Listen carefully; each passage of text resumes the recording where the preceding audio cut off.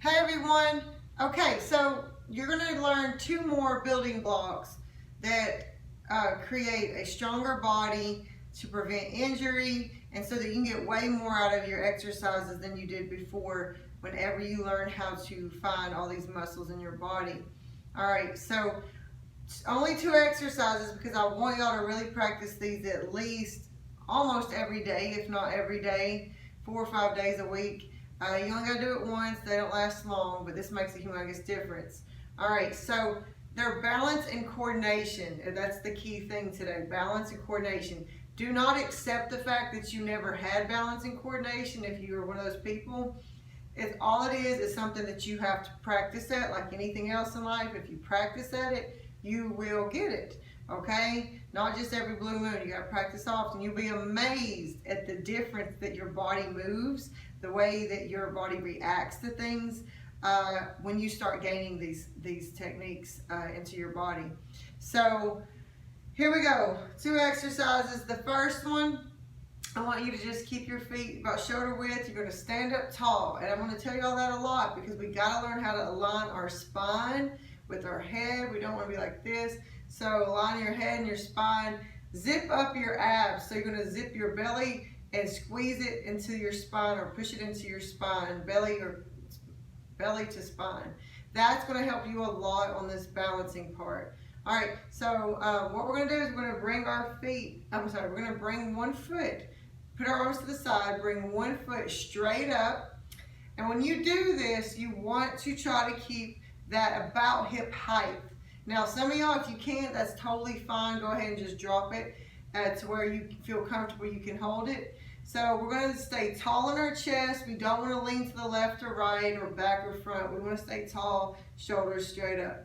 Okay, now you're going to feel your other foot doing a whole lot of this while you're holding that, and that is a good thing because it's waking up all those nerves and muscles that never get used correctly. So it's going to immediately start burning. Okay, whenever you feel those, it's fine. Work through it. It's just like anything else. It's going to build your muscle strength back up. So it's going to hurt a little bit at first. But I want you to understand the importance of how many muscles you are working by just doing this. They start in your feet, they go into your ankles, into your calves, into this area here that protects your knee, your thighs, your butt, your back, your core. So you're literally working all that just by doing this. Now, I'm going to show you another version just so you can see. The other thing I want you to focus on when you do this is I want you to make sure that your heel is underneath your knee, not tucked under your butt. So stand tall, something like this. And I want y'all to try to do these for a full 30 seconds, okay? Each side, 30 seconds every day. If you just cannot do it at all for even 1 second, what you're gonna do is you're gonna stand by a wall and you're just gonna barely put just one little finger, touch your finger to that wall and use that. You'll be amazed what that little finger can do. Then you'll eventually start slowly pulling yourself away from that wall. And if you can hold it for 5 seconds, if you have to put your finger right back, that's okay, it's a start. So you're gonna slowly get more and more time built up.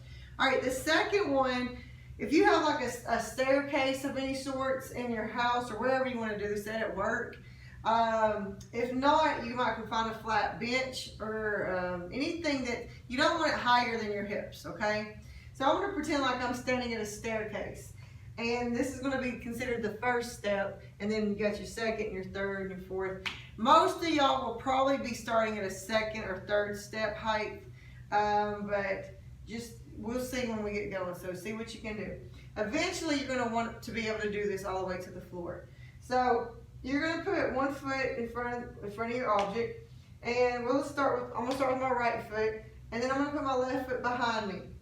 I'm going to either put my arms here or I'm going to put them here. This makes it a little harder, okay?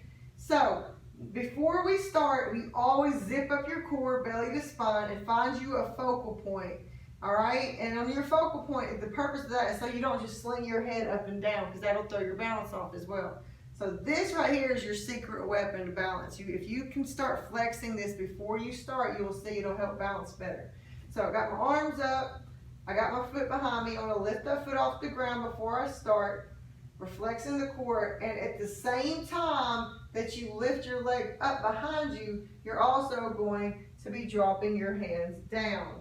Now, the key here is to go very slow, and you're going to do the same thing back up. The key here is to go very slow and to make sure that one doesn't go up or down before the other. So I'll do the other side. So on this side, same thing. I put my foot back and I go ahead and I lift the foot and then I slowly I call these tick-tocks, by the way. I'm tick-tocking over slowly. Everything should be flat. One shouldn't be before the other.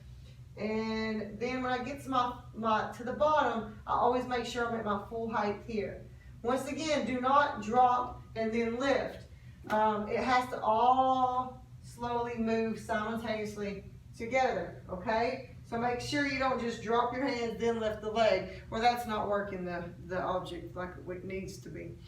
Please practice. Oh, those you want to do about 10 times on each leg. If you don't have time for 10, that's okay. If you do 5 times on each leg, that is going to make a big difference, and then slowly you'll build up, all right? Let me know how it goes. Come talk to me. Y'all need to be coming to see me and ask me any questions.